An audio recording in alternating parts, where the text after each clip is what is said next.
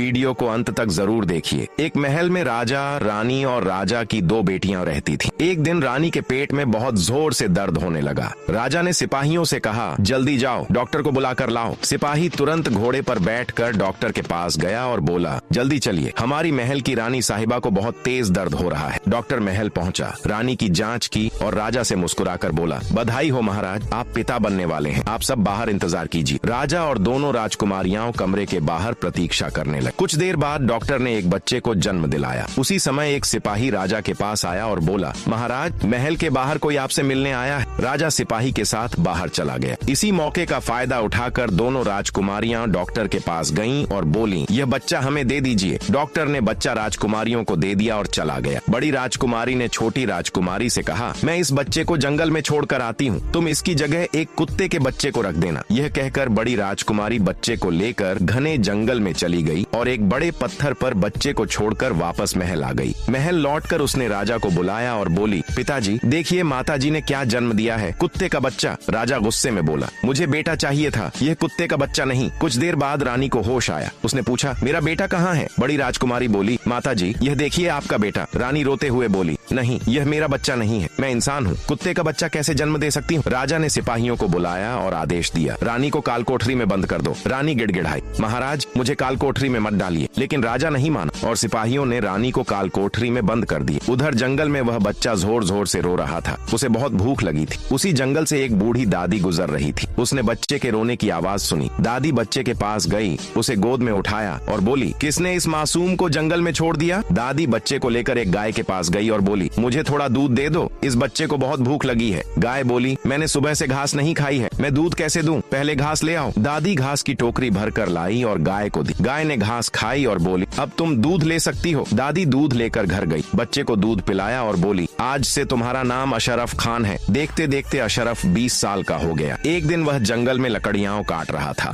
उसी समय महल की एक राजकुमारी जंगल में घूमने आई। उसने देखा कि एक बहुत ही हैंडसम लड़का लकड़ियां काट रहा है। राजकुमारी उसके पास गई और बोली, तुम इतने सुंदर होकर जंगल में लकड़ियां क्यों काट रहे हो? अशरफ बोला, हम गरीब आदमी हैं, हमें मेहनत करनी पड़ती है। राजकुमारी बोली, मैं तुमसे शादी करना चाहती हूँ, क्या तुम मुझसे शादी करोगे? अशरफ बोला, आप महल की राजकुमारी हैं और मैं एक साधारण लड़का हूँ। राजकुमारी बोली, तुम मेरे साथ चलो, हम पिताजी से बात करेंगे। राजकुमारी और अशरफ महल पहुँचे। राजकुमारी ने राजा से कहा, पिताजी, मैं इससे शादी करना चाहती हूँ। राजा बोला, ठीक है, तुम दोनों की शादी होगी। अगले दिन धूमधाम से राजकुमारी और अशरफ की शादी हो गई। शादी के बाद राजा ने अशरफ को महल का राजा और राजकुमारी को रानी घोषित कर दिया। उधर बड़ी राजकुमारी की भी शादी हो गई। राजा ने उसके पति को भी राजा और बड़ी राजकुमारी को रानी बना दिया।